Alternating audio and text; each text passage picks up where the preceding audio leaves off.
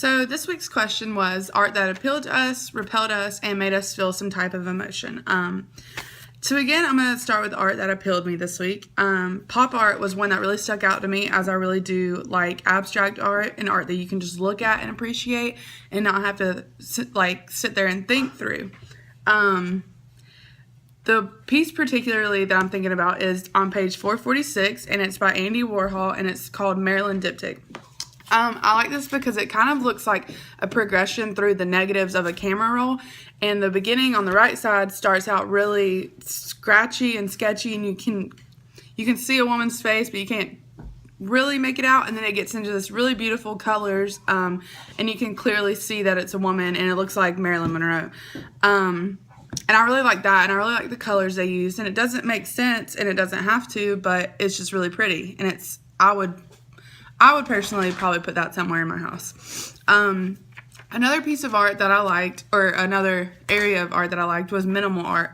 Again, I like the minimal art because it's abstract and it doesn't have to mean anything, and you don't have to sit there and think through it.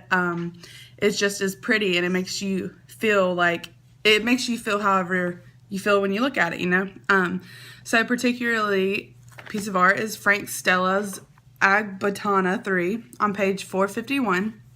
And this piece of art makes no sense. It's just colorful, and it's a weird shape, and it's very asymmetrical. There's nothing organized about it, but when you look at it, it's got such bright and poppy colors that it kind of makes you feel happy inside. And I like that because I don't like having to sit there and stare at a piece of art and really get too emotional, thinking about, well, what was he feeling when he made this? What was he trying to convey with this piece of art? This one you just look at and you're like, oh, okay, it's really pretty, and that's how you feel about it.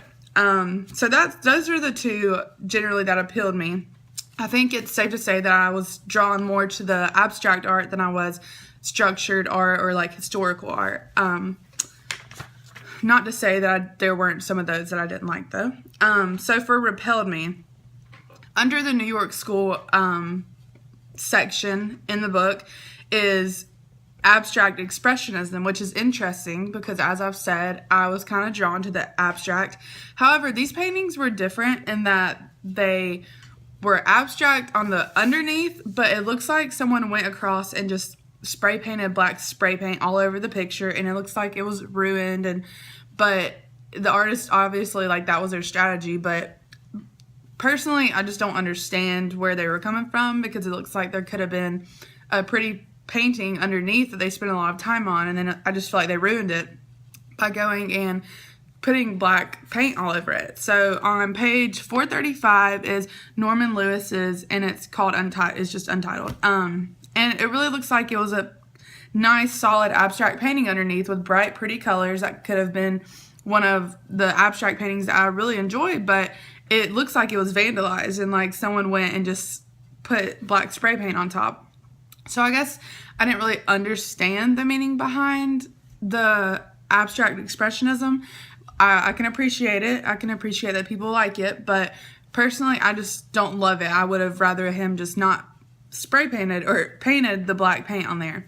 I do like that at the bottom, like I said. I like that it's abstract, but he could have done without. There's one on page 434 also that is also abstract underneath, and it looks like they put black painting on top. That was not quite as crazy because the bottom was already kind of super abstract and didn't have very poppy colors. It's all kind of neutral, but still the black just kind of throws it off a little bit.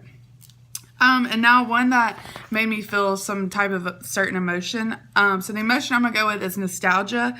I guess on page 436 there is Helen Frankenhalter's Mountains and Sea. And when I look at this one, it kind of makes me feel like it should go in my grandma's house. It makes me feel like I should be at my grandma's house. It's just peaceful and kind, and just depicts a pretty picture and just, gentle, loving colors. And it just kind of makes me feel homey, like I should buy this and take it and put it up in my grandma's house. So that was the emotion, I guess, is I went with nostalgia that I feel when I look at that picture. It's a very pretty painting. It's just looks like it goes to my grandma's house. So then for the last question is, through this journey of art, how will we take it and use it in our everyday lives from now on?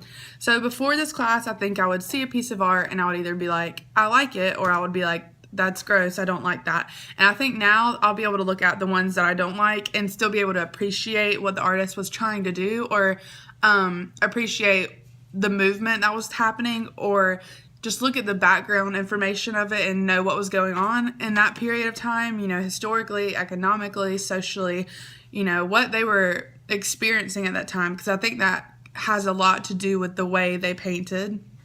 And so now I think that I'll definitely just have more appreciation for different types of art and pieces of art that have been around me all of my life that I've never considered art. I think I will now consider art and be able to look at and think, oh, that's been art this whole time, Like, for example, I never really considered architecture as art, but it's definitely art. And I guess I always knew it was, but I never really thought about it as art. But now I think I will. And I think I just have a more open mind to art, and I'm more interested in it and what was going on in the background, the historical part of it.